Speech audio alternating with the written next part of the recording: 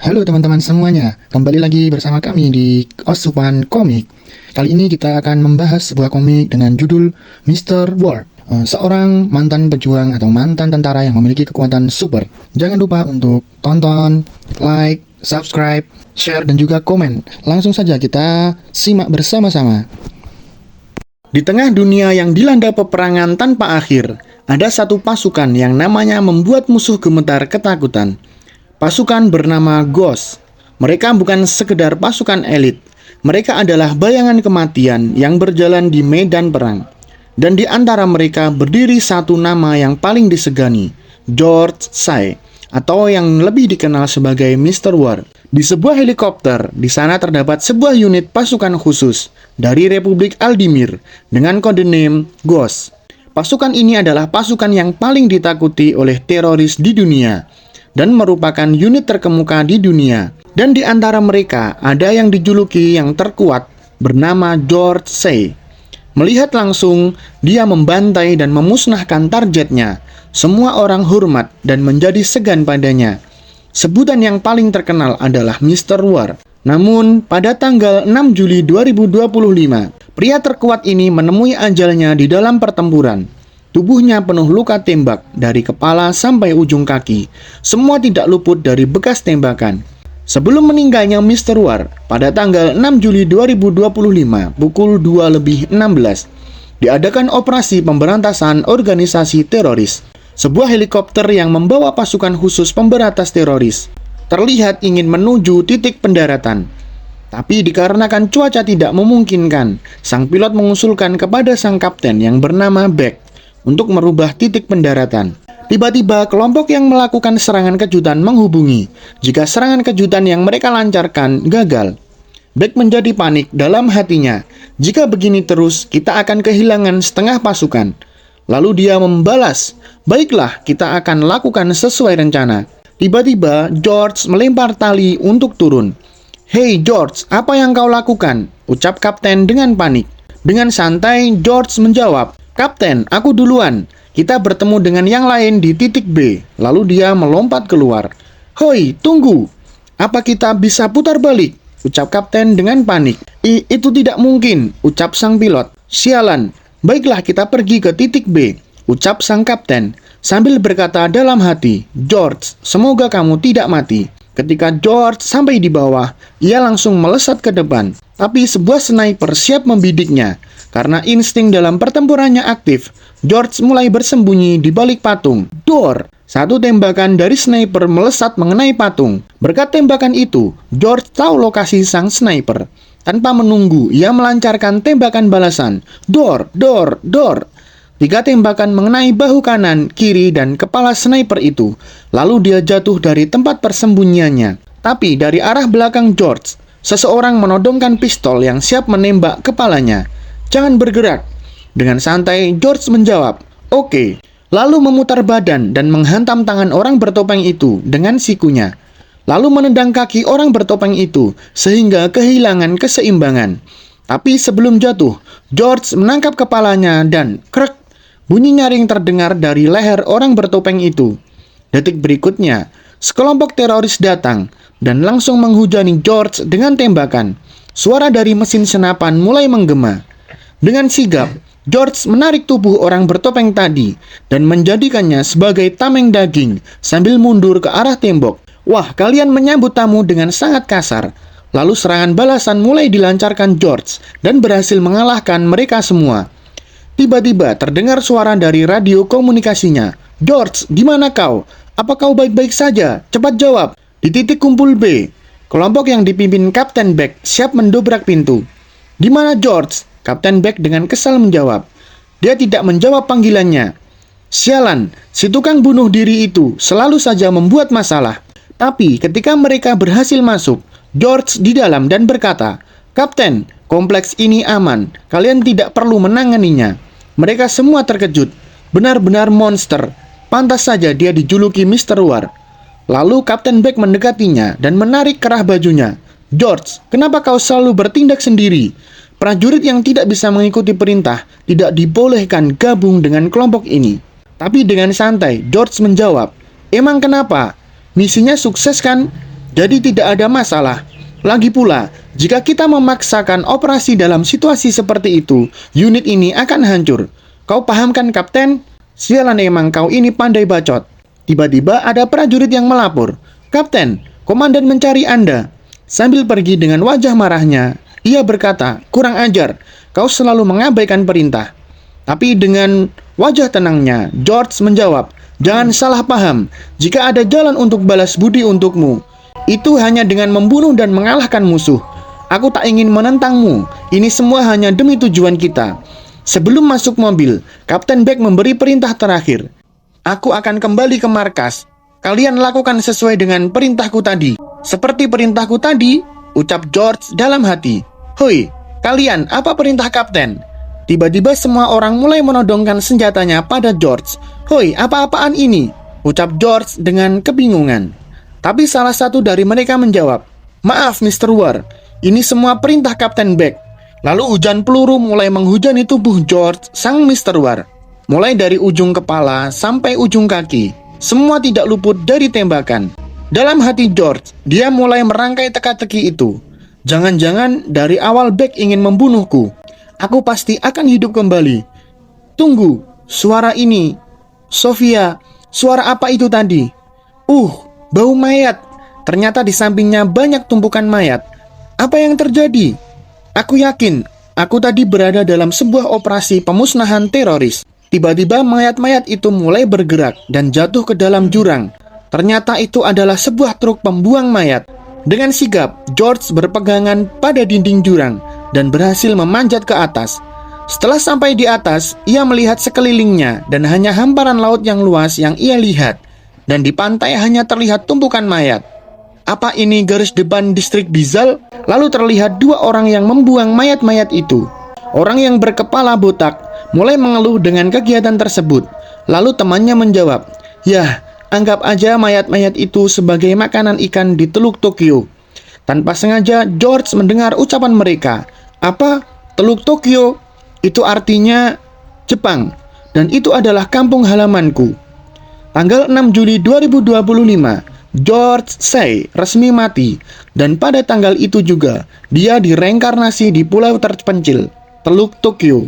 Di mana ini sebenarnya? Kenapa aku berada di Teluk Tokyo, Jepang? Padahal sebelumnya aku berada di Timur Tengah. Petunjuknya cuma satu, truk itu. Setelah itu, George berlari ke arah hutan, mengambil jalan pintas untuk mengejar truk itu.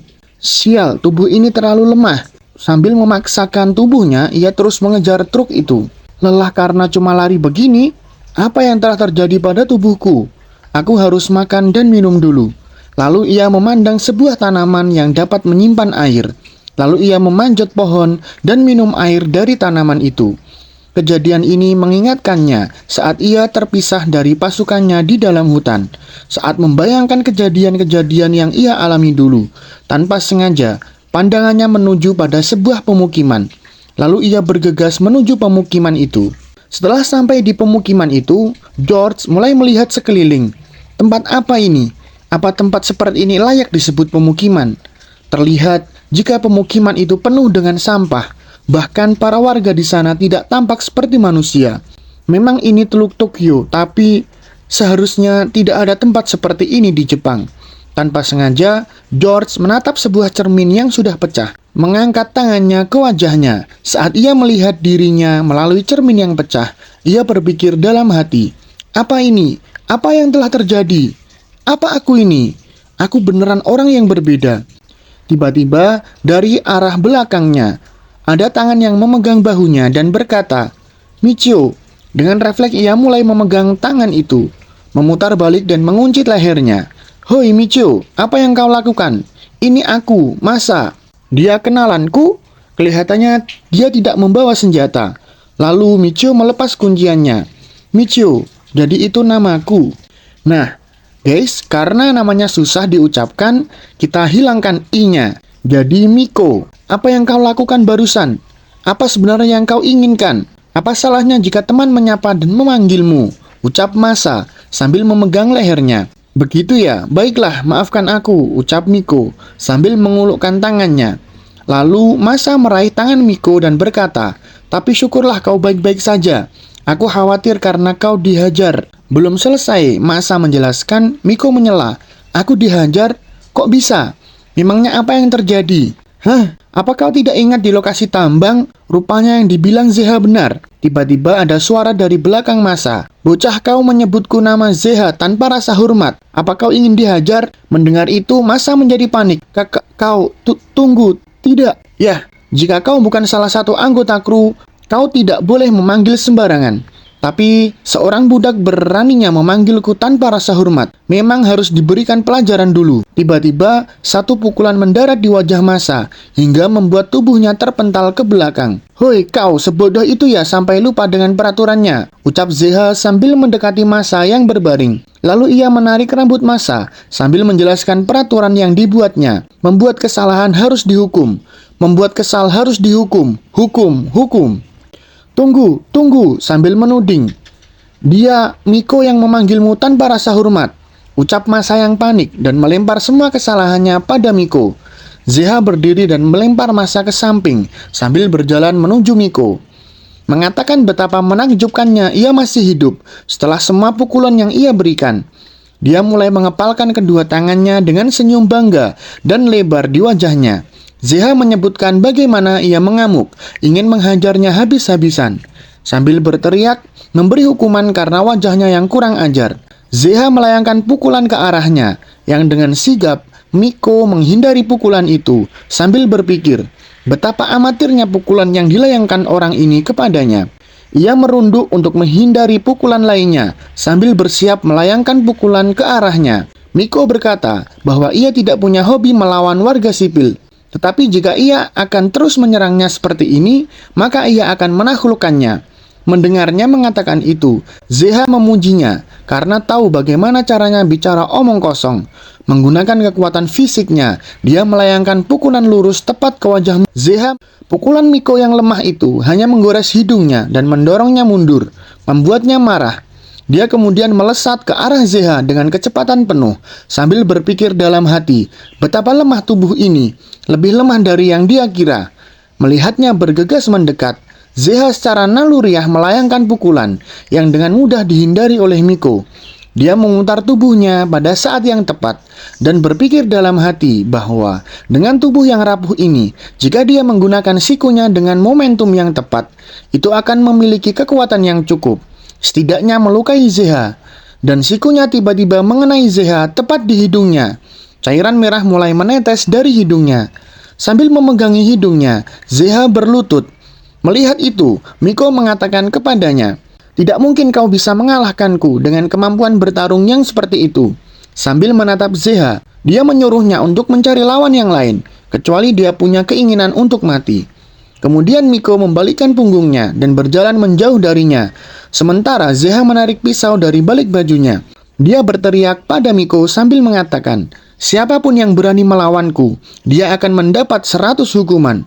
Lalu Zeha berlari ke arahnya dengan memegang pisau di tangannya. Ia berniat untuk menusuk Miko dari belakang. Karena naluri bertahan hidup dari kehidupan masa lalunya, dengan mudah Miko menyadari serangan yang datang. Tapi dia tiba-tiba diganggu oleh seorang anak yang mencoba menangkis pisau itu dengan tubuhnya sambil berteriak memanggilnya dan menyuruhnya berhati-hati terhadap pisau itu.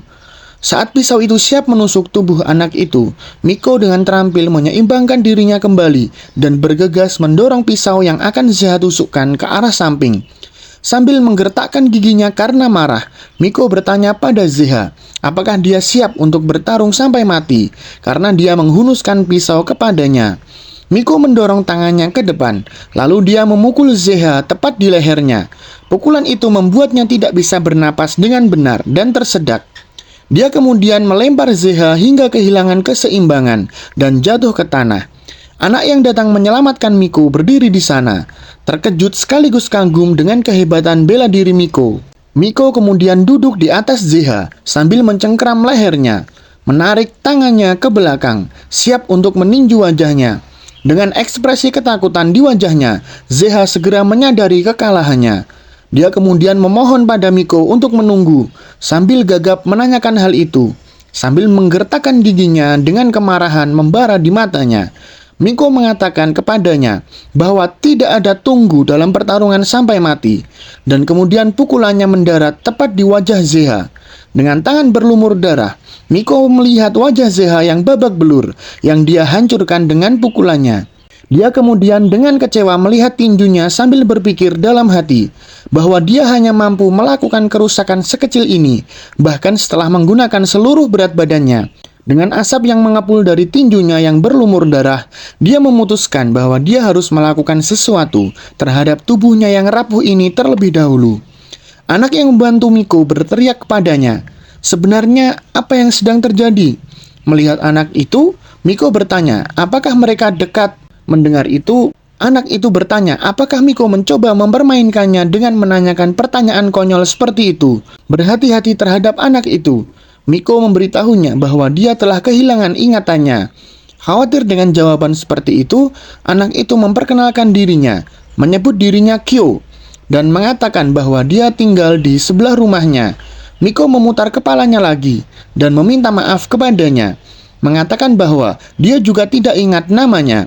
Saat dia terus berjalan, Kyo mengikutinya di belakang. Zeha akhirnya sadar dengan darah menetes dari hidungnya ke mulutnya dan matanya melotot marah. Zeha mengatakan, "Habis, habis, habis, akan dihukum habis-habisan." Saat mereka berjalan melewati daerah kumuh, Kyo mencoba meniru gerakan Miko dan bertanya apakah Miko bisa mengajarinya cara berkelahi. Akhirnya Miko membuka mulutnya. Miko memintanya untuk menceritakan tentang pulau ini, meletakkan tangannya di belakang kepalanya. Kyo berkata sambil menyeringai bahwa dia pasti akan melakukannya. Kyo kemudian memberitahunya bahwa ini adalah pulau limbah industri yang mengambang di Teluk Tokyo. Sebuah pulau yang penuh dengan sampah dan sampah.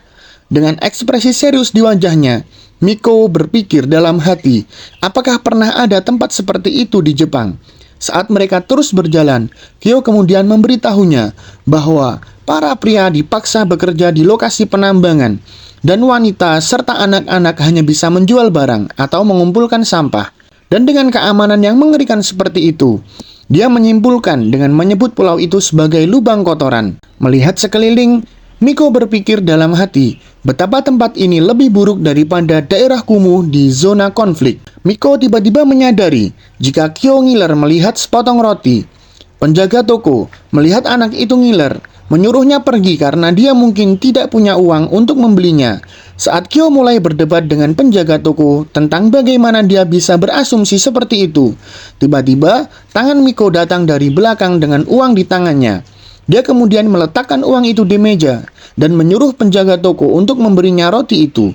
Miko kemudian menyerahkan roti itu kepada Kyo, mengatakan bahwa itu adalah tanda terima kasih untuk informasi yang dia berikan. Dengan senyum cerah di wajahnya, Kyo mengungkapkan rasa terima kasihnya atas roti itu.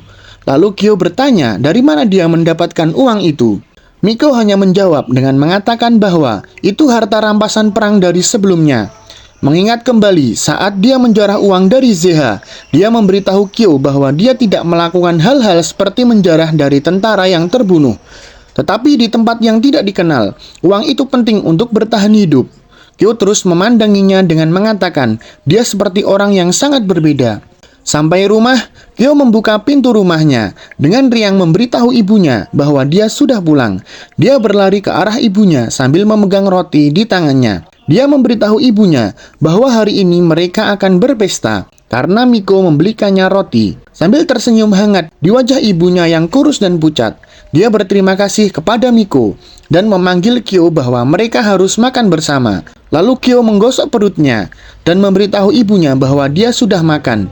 Ibunya menepuk kepalanya, bertanya apakah dia benar-benar sudah makan. Menjawabnya, dia menyuruh ibunya untuk tidak khawatir tentang itu dan menyuruhnya makan karena ibu perlu mendapatkan nutrisi. Miko tiba-tiba menyadari sesuatu dan mendorong pintu rumah mereka. Sambil gemetar di sekujur tubuh, dia melakukan yang terbaik untuk mendorong pintu agar terbuka, tetapi tidak mampu melakukannya karena dari arah luar, pintu itu ditahan oleh dua orang. Tiba-tiba api mulai membakar rumah mereka. Para pelaku berdiri di depan rumah dan yang memimpin mereka adalah Zeha. Sambil menjilati pisaunya, dia mengatakan bahwa hukuman karena menentangnya akan dibayar dengan kematian. Kyo dan ibunya kini telah pindah ke rumah Miko. Saat ibunya berbaring di tempat tidur untuk istirahat, Miko dan Kyo duduk di lantai. Kyo mulai mengeluh karena rumahnya habis terbakar, padahal ia membangun rumah itu dengan susah payah. Kyo berdiri di dekat jendela sambil melihat rumahnya yang terbakar. Ia menyebutkan betapa kerasnya mereka bekerja untuk membangunnya. Ia mulai bertanya-tanya tentang apa yang akan ia lakukan sekarang.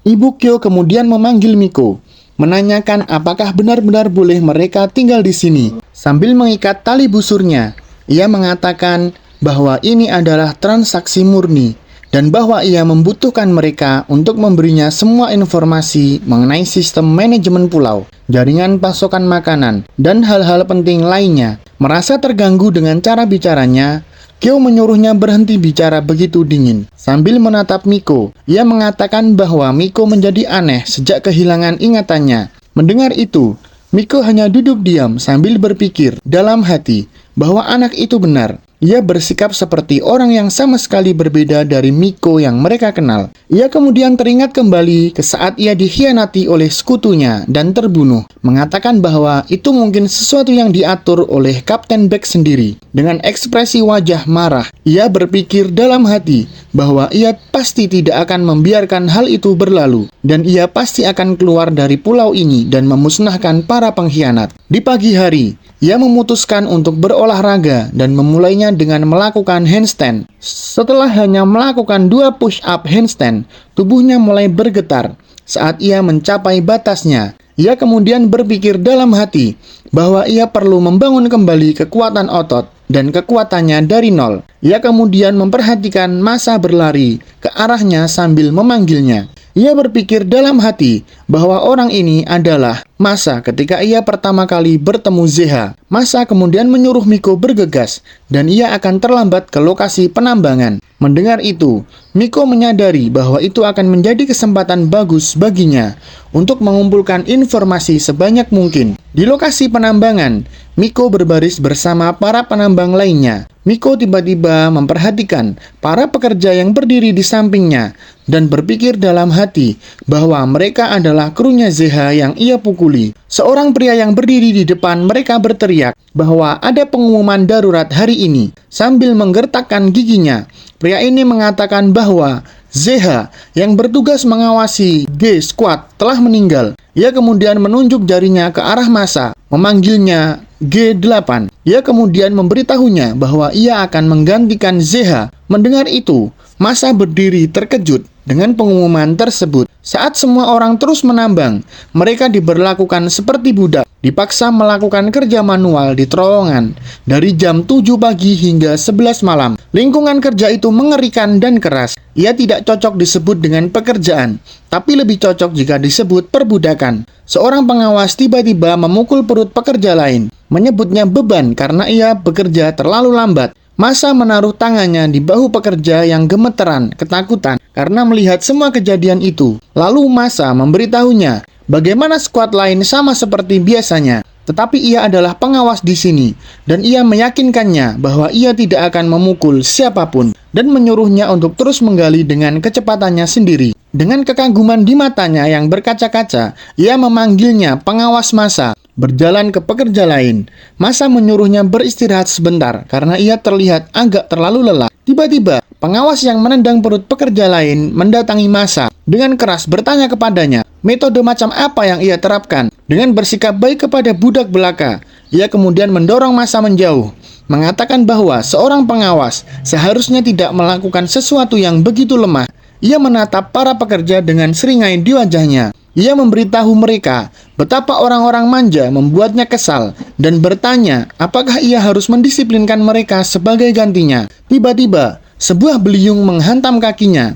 Ia mengerang kesakitan dan bertanya siapa yang melakukannya. Dengan wajah tanpa penyesalan, Miko mendekat dari belakang dan mengatakan bahwa tangannya terpeleset dan meminta maaf. Mempersingkat jarak di antara mereka, pria itu mengatakan bahwa permintaan maaf setengah-setengah seperti itu tidak akan cukup karena secara tidak sengaja melukainya dan bahwa dia terlihat seperti orang yang perlu didisiplinkan. Tiba-tiba, orang yang memukuli Zeha hingga hilang dari line mendekati mereka. mengatakan bahwa jika ini adalah perkelahian, maka mereka harus membiarkannya ikut serta juga. Melihat pria itu, beberapa pekerja berbisik di antara mereka sendiri, bagaimana para pembuat onar sudah tamat, karena Kusanagi sendiri ikut campur. Menjadi takut akan kehadirannya, pria pembuat onar itu mengatakan bahwa ia sama sekali tidak akan berani berkelahi dengannya. Dengan lompatan tiba-tiba, Kusanagi muncul tepat di depan pria pembuat onar itu, siap untuk meninjunya sambil menyuruhnya untuk mati saja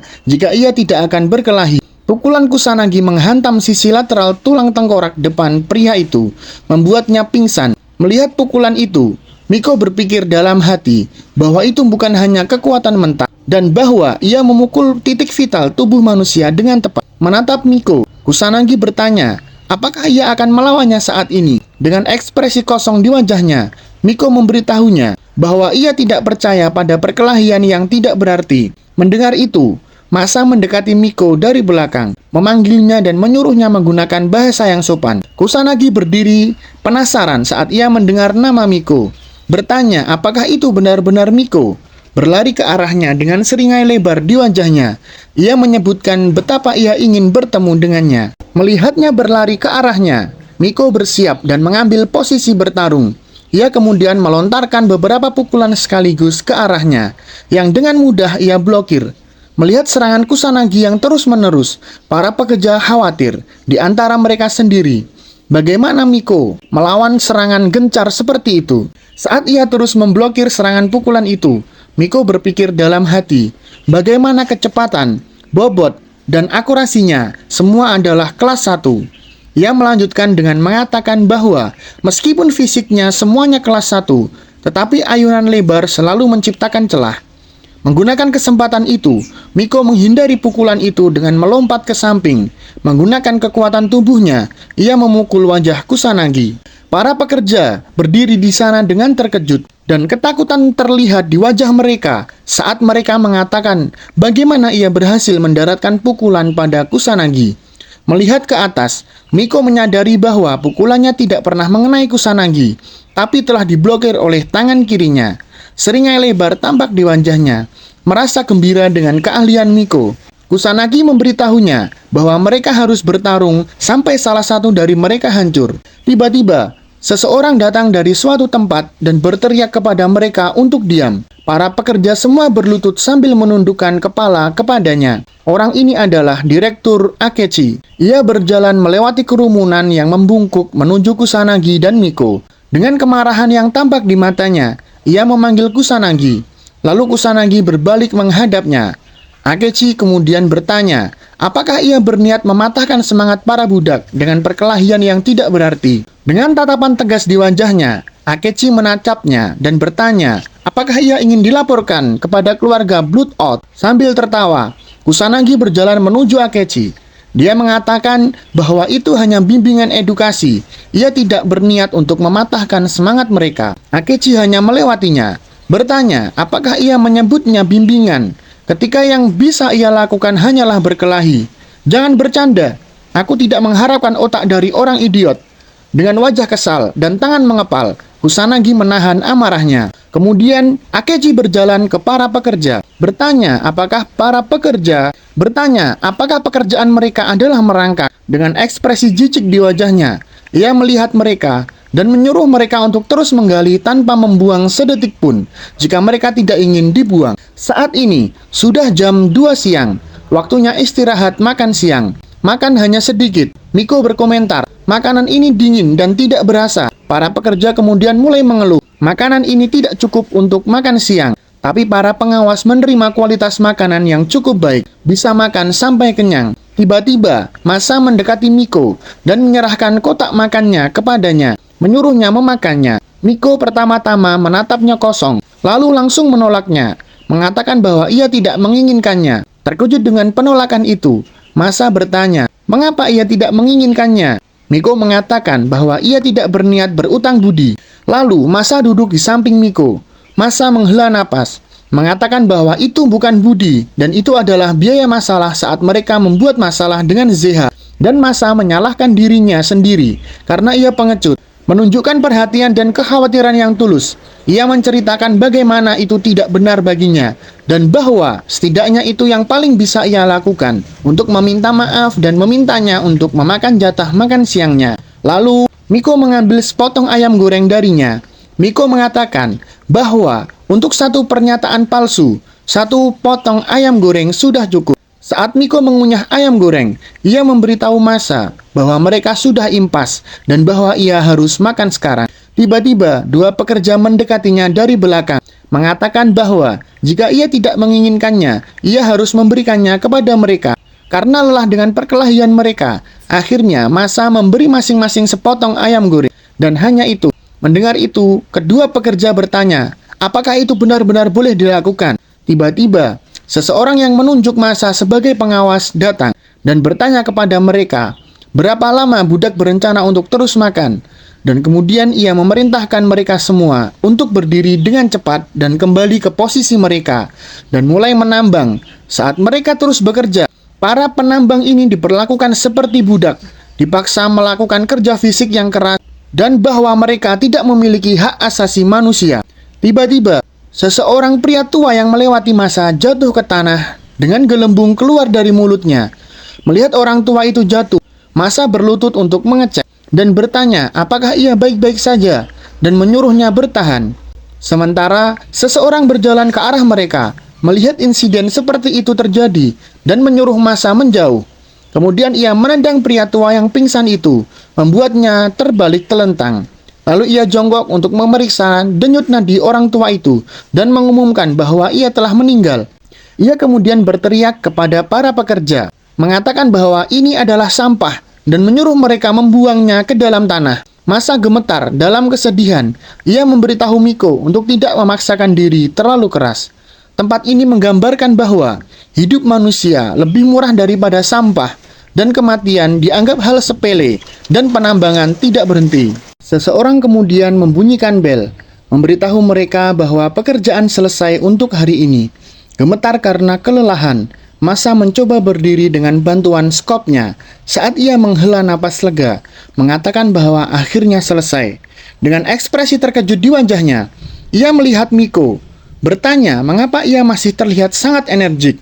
Melepas helmnya, Miko menjawab dengan mengatakan bahwa ia terbiasa dengan tingkat beban kerja ini. Terkejut pada betapa santainya Miko yang mengatakan itu, Masa berpikir dalam hati, apakah Miko selalu setangguh ini? Orang itu sekali lagi membunyikan bel, memanggil skuad Masa untuk tidak berlama-lama. Mendengar peringatan itu, Masa meminta maaf padanya. Setelah penambangan selesai, mereka dipaksa untuk melepas pakaian mereka dan dibuat berjalan telanjang. Mereka kemudian menjalani penggeledahan tubuh secara menyeluruh untuk memeriksa apakah mereka telah mencuri biji tambang. Hanya setelah semua ini selesai, barulah mereka akhirnya kembali ke permukaan, di mana seseorang memanggil mereka dan menyerahkan upah untuk pekerjaan mereka, mengambil upah hariannya sebesar 1.000 yen. Miko berpikir dalam hati, betapa tidak adilnya hanya dibayar sekecil ini, bahkan setelah bekerja selama 16 jam sehari. Miko kemudian memperhatikan penambang lain bertingkah bahagia setelah menerima sejumlah kecil uang sebagai upah. Saat orang itu mengatakan betapa ini membuatnya bahagia, tiba-tiba sebuah gerobak makanan datang, bergulir dengan dua wanita. Mereka pertama-tama memberi selamat kepada para pekerja atas kerja keras mereka menambang hari ini, dan mengumumkan kepada mereka bahwa sudah waktunya untuk smiley sale, obral senyum. Dengan senyum paksa di wajahnya, penjaga toko menyebutkan bahwa hari ini adalah hari apresiasi penambangan dengan diskon 20% untuk semuanya. Miko berdiri di sana terkejut saat para penambang di sampingnya mulai berlari menuju gerobak dengan gembira. Orang pertama yang sampai di sana meminta sebungkus keripik kentang dan sekaleng bir. Setelah ia mendapatkan pesanannya, wanita lain menyuruhnya mengambil cumi kering juga, karena itu mungkin tidak cukup untuknya. Tiba-tiba, kerumunan berkumpul di depan gerobak, memberikan pesanan mereka. Tiba-tiba, mendengar semua itu, wanita di gerobak meminta mereka untuk tenang dan mengatakan bahwa ada cukup untuk semua orang. Minum bir yang ia beli dari upahnya. Pria itu menghela napas puas, mengatakan betapa itu meresap ke dalam jiwanya. Orang lain mengatakan bahwa menjadi pelit pada hari apresiasi adalah puncak ketidakefisienan, dan bahwa ia akan habis-habisan dengan menghamburkan 1.000 yen yang mewah. Miko berdiri di sana melihat mereka, berpikir bagaimana beberapa saat yang lalu mereka memperlakukan mereka seperti budak, dan sekarang mereka memperlakukan mereka dengan rasa hormat dan kesopanan seperti itu. Masa berdiri di samping Miko. Ngiler melihat pemandangan di depannya. Masa mengatakan, bagaimana semua orang sangat beruntung. Miko menatapnya, bertanya, mengapa ia tidak membeli apa-apa.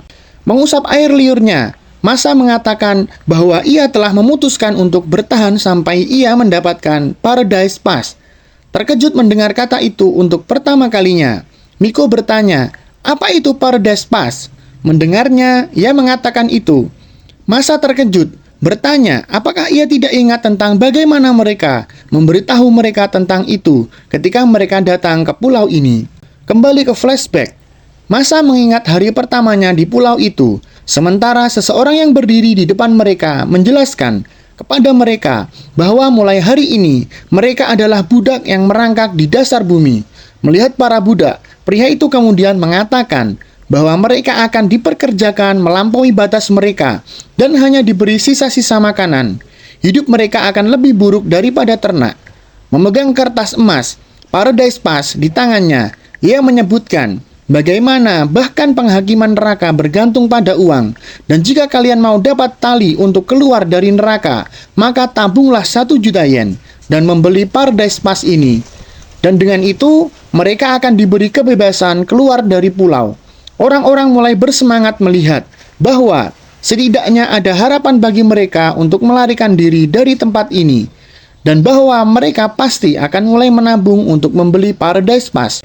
Dengan tatapan penuh tekad di wajahnya, Masa menyebutkan bahwa saat itulah ia memutuskan bahwa tidak peduli seberapa banyak ia ditendang dan tidak peduli jika ia pingsan karena terlalu banyak bekerja, ia tidak akan menghabiskan uang apapun.